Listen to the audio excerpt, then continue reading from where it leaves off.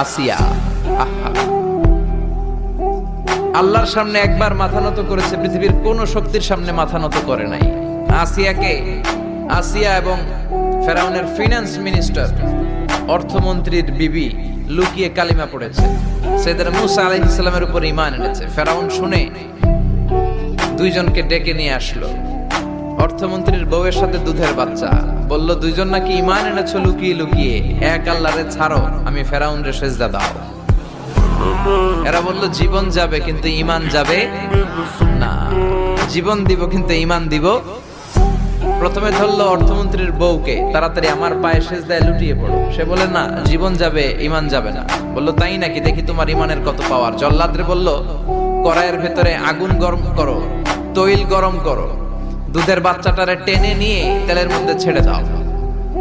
কল্পনা করতে পারেন, দুধের বাচ্চাকে মায়ের বুক থেকে ছিনিয়ে নিয়ে তেলের মধ্যে ফালাচ্ছে, বাচ্চাটা রোস্ট হয়ে যাচ্ছে, আর বাচ্চাটা বড় মানুষের মতো মাকে বলছে, মা চিন্তার কারণ নাই, এটা উত্তপ্ত তেল নয়, এটা জান্নাতের বাগান।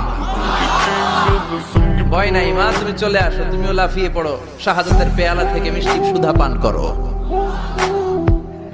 মহিলার ঈমান আরো বেড়ে গেল। সে বলল আমি, জীবন যাবে ঈমান যাবে। ফেরাউন বলল তোর ঈমান কত আমি দেখে নেব।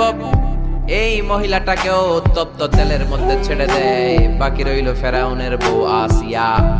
আসিয়ারে ফেরাউন বলল, আসিয়া এক আল্লাহর ইবাদত ছাড়ো, আমারে সেজদা দাও। আসিয়ারও এক কথা, জীবন দিব ঈমান দিব। ফেরাউন বলে, আসিয়া তোরে উলঙ্গ করব, বউ হয়েছিস, আই ডোন্ট কেয়ার। হাজার হাজার মানুষের সামনে নিজের বউকে উলঙ্গ করলো। তক্তার মধ্যে উলঙ্গ বউকে শুইয়ে হাতের মধ্যে পেরেক ঢুকালো, পায়ের মধ্যে পেরেক ঢুকালো। এক একটা পেরেক ঢুকায় তক্তার মধ্যে ছিদ্র হয়ে ঢুকে আর ফিনকি দিয়ে রক্ত বের হয়।